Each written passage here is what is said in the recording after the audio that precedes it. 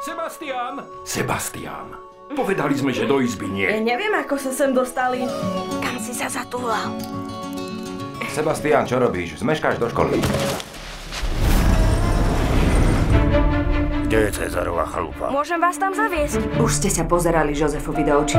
Je tam len prázdno a smrť. Viac ako 4 roky všade hľadám svoju sučku. Ako mi dokážete, že je vaša? Táto sučka je moja. Psi nepatria nikomu. Idú s tými, čo ich majú radi. Aj o šteniatách treba hodiť reč.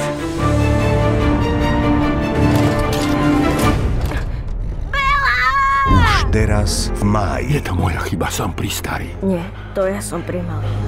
Nenecháme si to. Pôjdeme ich hľadať. Príďte sa pozrieť.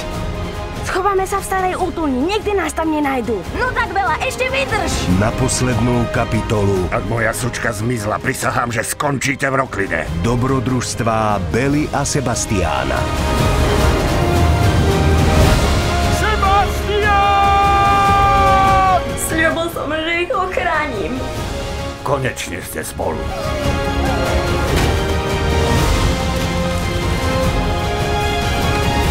Zabijejú! Bella a Sebastián 3. Navždy priateľmi. Bela nie je vaša. A nikdy nebude. Stavíš sa? V kinách od 31. mája.